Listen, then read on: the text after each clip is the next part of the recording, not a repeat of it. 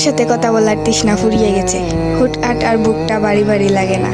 তোমার কণ্ঠ এখন আর কানে বাজে না। বালিশে মাথা রেখে এপিট ওপিট করতে করতে রাত পার হয়ে যাওয়ার দিনগুলো ফুরিয়ে গেছে।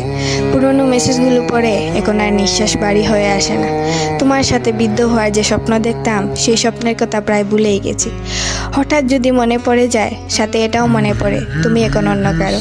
ডায়েরির বাজে লুকিয়ে রাখা তোমার ছবিটায় ধুলো জমে গেছে। এখন আর পুরনো কোনো অ্যালবাম গিয়ে তোমাকে দেখে ঘন্টা কাটিয়ে দেই না। মোবাইলটা হাতে নিলেই তোমার আইডিতে গিয়ে উকি মারার অভ্যাসটাও বদলে গেছে। বন্ধু মহলে তোমার নাম নিয়েও আর কিছু বলা হয় না। এখন আর কোনো কিছুতেই যায় আসে না। শুধু এটা জানি, তোমার কথা মনে পড়লে আমার অস্বস্তি লাগে। কারণ জানি না, শুধু জানি আমার কষ্ট হয়। জানি একদিন আমিও তোমাকে ভুলে যাব, কিন্তু সেই একদিন কোন দিন আমি জানি না। তোমার সাথে কথা বলার তৃষ্ণা ফুরিয়ে গেছে। হুটহাট আর বুকটা বাড়ি বাড়ি লাগে না।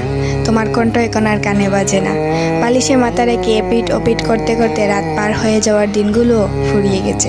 পুরনো মেসেজগুলো পড়ে এখন আর নিঃশ্বাস বাড়ি হয়ে আসে না। তোমার সাথে বিদ্ধ হওয়ার যে স্বপ্ন দেখতাম, সেই স্বপ্নের কথা প্রায় ভুলেই গেছি। হঠাৎ যদি মনে পড়ে যায়, সাথে এটাও মনে পড়ে তুমি এখন অন্য কারো। ডায়েরির বাজে লুকিয়ে রাখা তোমার ছবিটায় ধুলো জমে গেছে। এখন আর পুরনো কোনো অ্যালবাম গিয়ে তোমাকে দেখে ঘন্টা কাটিয়ে দেই না। মোবাইলটা হাতে নিলেই তোমার আইডিতে গিয়ে উকি মারার অভ্যাসটাও বদলে গেছে। বন্ধু মহলে তোমার নাম নিয়েও আর কিছু বলা হয় না।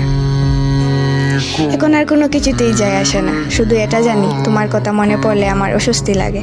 কারণ জানি না, শুধু জানি আমার কষ্ট হয়। জানি একদিন আমিও তোমাকে ভুলে যাব, কিন্তু সেই একদিন কোন দিন আমি জানি না।